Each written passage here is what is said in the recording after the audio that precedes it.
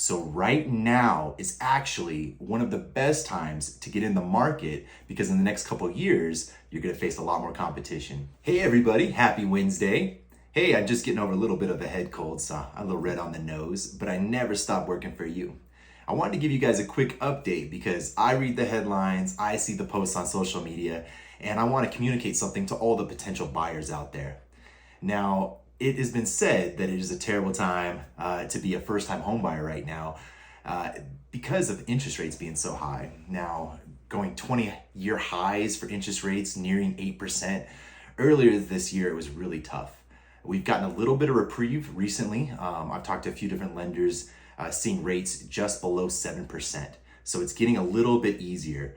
But moreover, let's focus on inventory. Now, being a buyer, you're usually looking in a competitive market with lots of other people looking at similar homes. And if you're a first-time home buyer, that's where it's the most competitive. Everybody's trying to get in on those entry-level price points. But need not worry, there's a huge thing that I'm seeing lately with some of the listings. Now, for example, I myself have a listing that's in Westminster. It's short sale approved as of last week. What this means is if a client owns a home, but they get behind on the payments in such a way that their equity isn't enough to cover the cost of selling the home, they're underwater.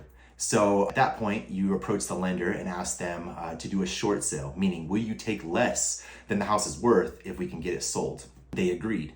So at that point, you have an appraisal that a lender wants to determine the value of the house and they make you list it at that price. But knowing that they're motivated, they may accept something less than that full amount that they're appraised for.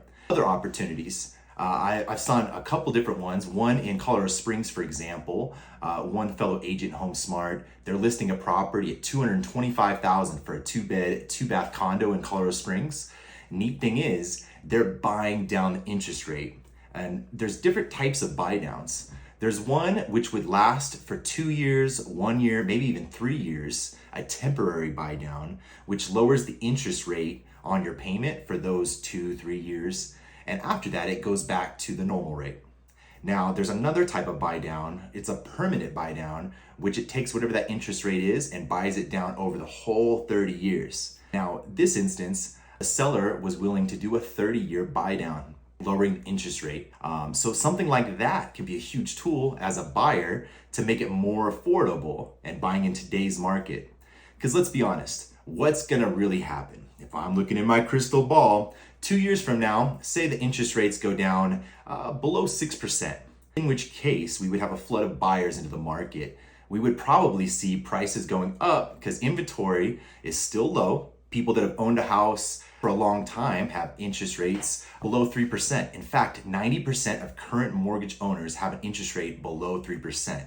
They don't want to give that interest rate up to buy a new house, and so that is termed the golden handcuffs. Now, we don't have a lot of inventory coming to market because people want to hold on to their house. Home builders aren't keeping up because it's still expensive for them to buy with high interest rates. So if inventory is low and we get a big influx in buyers into the market, we're going to see prices rise. So right now is actually one of the best times to get in the market because in the next couple of years, you're going to face a lot more competition. I went over quite a bit today.